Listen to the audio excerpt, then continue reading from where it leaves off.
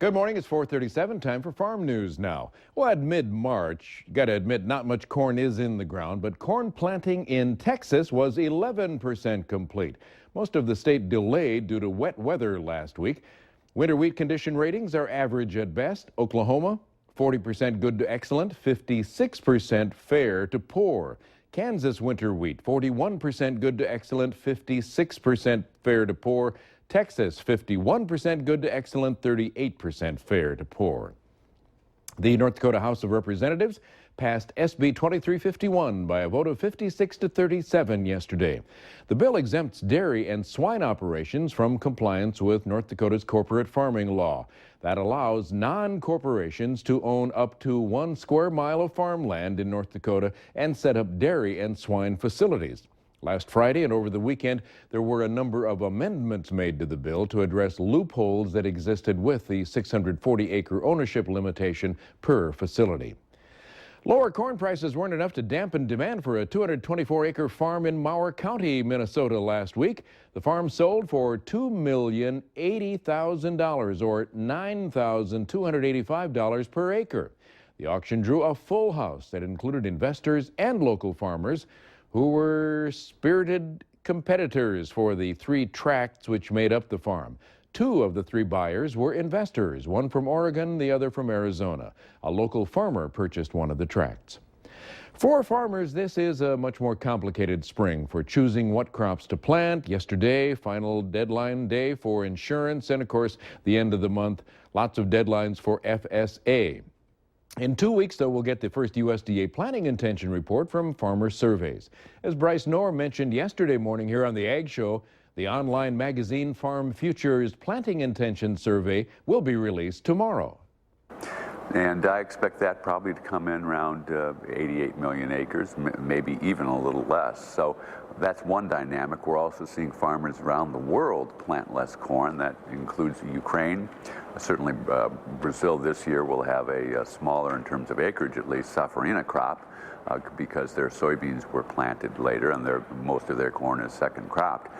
So those are positive dynamics, and we still have people wanting to eat protein. We still have a lot of livestock that need to be fed. So I think there is at least some potential there for a modest rally. The second largest factor that I think dictates whether there's more corn or bean acres probably doesn't have to do so much with decisions made in the winter.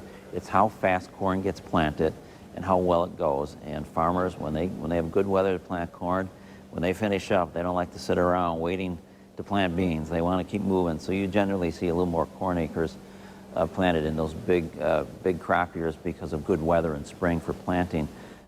The chair of the North Dakota Soybean Council says southeast North Dakota ready to plant corn, but soybeans also a good fit for much of North Dakota.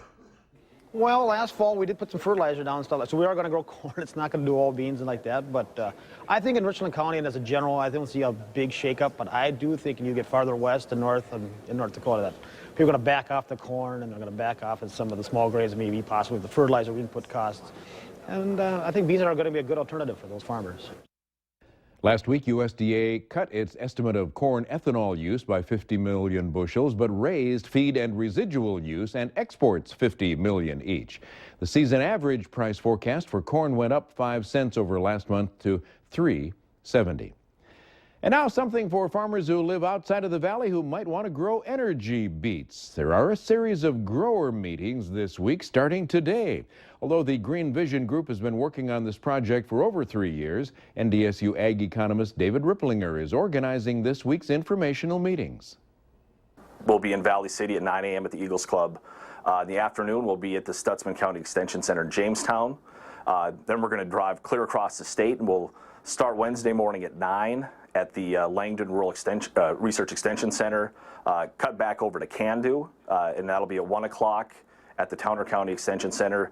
And then Thursday, finally, we'll make it down to Carrington at the CREC and be there at 9 a.m.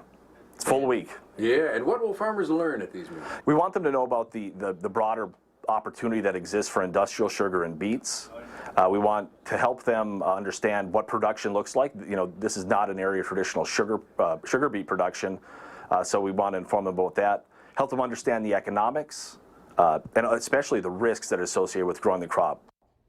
Ripplinger and Maynard Helgus of the Green Vision Group told me yesterday morning the first crop of energy beets likely, though, won't be grown until the 2017 growing season. Time for Technology Tuesday, brought to you by Total Ag Industries of Hillsboro.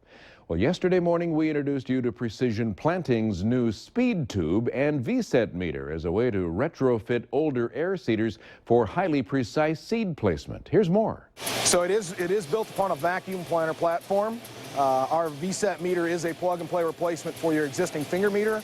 So if you have a mechanical meter planter, it's an easy transition over for that vacuum compatibility. And then we are not tied to meter or planter speed, meter RPM or planter speed for accuracy. We have some new added maps and functionality within our FieldView, our iPad app, greater connectivity to the cloud, more seamless transition of data from the planter, from the rail unit. We're tracking every seed as it's dropped, putting that information in easy, clear view and visibility to the grower in the cab, and then transitioning that data to the cloud so they can do low pain, very quick and usable reporting at the touch of a button, carry it with them wherever they go on the iPad.